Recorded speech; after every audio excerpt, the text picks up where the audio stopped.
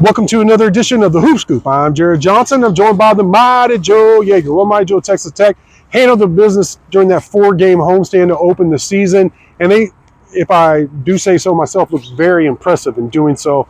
I'm actually very hopeful and really looking forward to this season. But they get the first major test tonight in Brooklyn against one of those East Coast, hard-nosed St. Joe's teams, one of those type of teams you said always make you nervous. And I agree with you. Like, that's one of the, like, when I first started talking with you back in the day and you brought that up, I was like, all right, this guy knows what he's talking about, because that is a thing. They play a different style on the East Coast, and Texas Tech's going to go up against it tonight.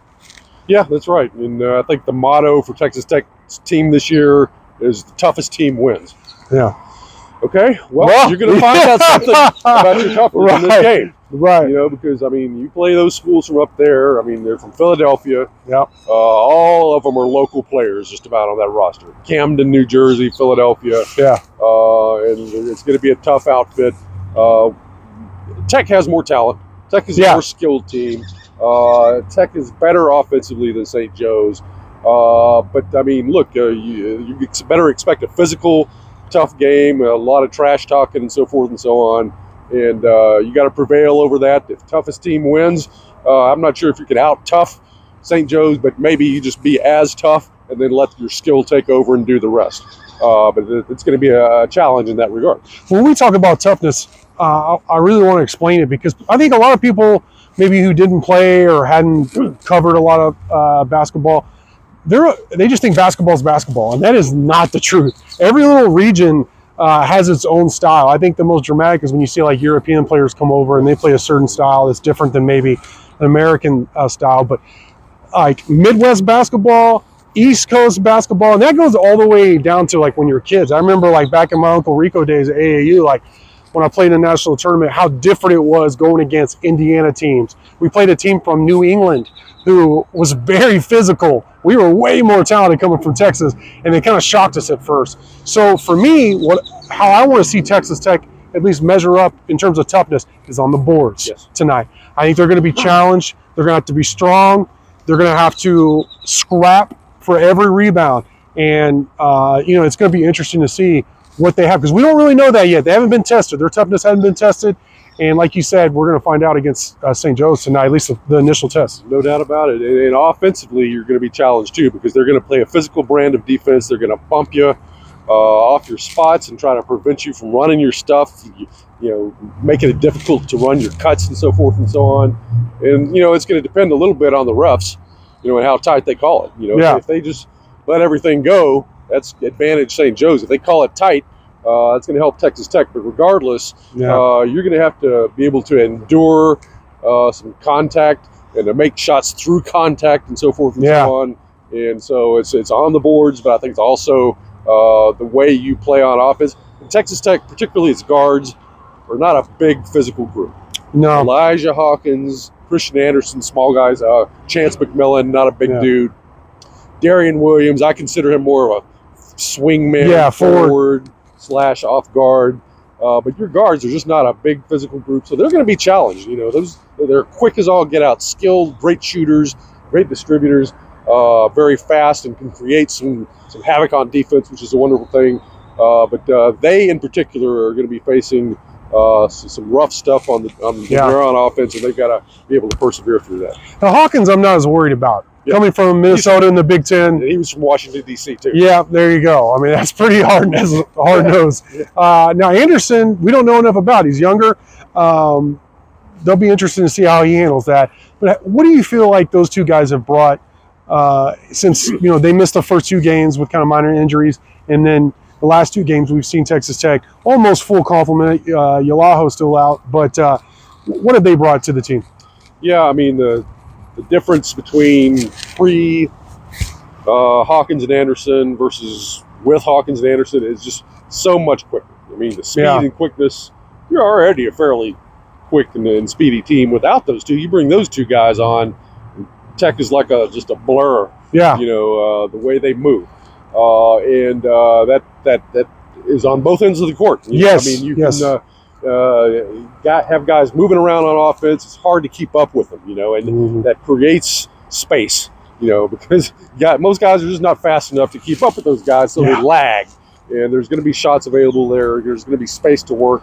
And then I think even on defense, it's even more pronounced. Yeah. Because that's where Texas Tech really becomes a whirlwind. I mean, getting into passing lanes, deflecting balls much more, create a lot more turnovers. These last 2 games, Tech has created 25 and 23 turnovers.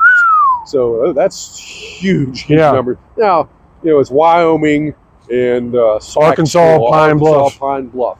Right. I don't blame you for forgetting them, to be honest with you. And so, you take that with a little bit of grain of salt. But I think that because of those guys in the lineup, you're going to see Texas Tech generate a lot of turnovers, even in Big 12 play. One thing I found interesting was I was expecting like one to play and then Hawkins to kind of start and Anderson to come in for him. But McCaslin's played them together a lot. And the quickness kind of shocked me, like how the difference, like you said, and on both ends of the court. So I think that's a great point.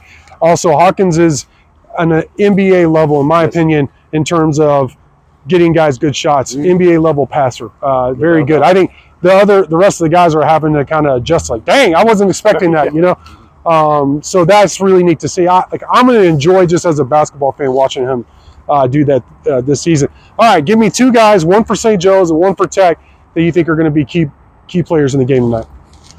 Yeah, Rasher Fleming actually is for obviously for St. Joe's. Is a big guy. He's a 6'9" guy. He's not the leading scorer. He's about third, averaging around 13 points, 7 or 8 boards, something like that. But he's a big dude. He can also step out and hit some shots. He can block some shots. All right, so much of Texas Tech's offense revolves around JT Toppin. Inside. I mean, he's your inside presence, okay? But he's been facing a bunch of bums, to be perfectly honest, up to this point. Now he's going to be facing a couple of pretty good bigs in there, and Fleming is the better of the 2. So it's going to be interesting to see how he responds to this challenge.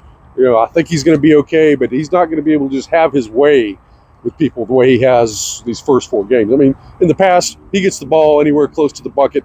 It's a bucket. It's a bucket. He's got too many moves, too much skill, too much accuracy, but he hasn't been contested. The way a guy like Fleming is going to contest it. So that's the guy for St. Joe's I'd kind of keep an eye on.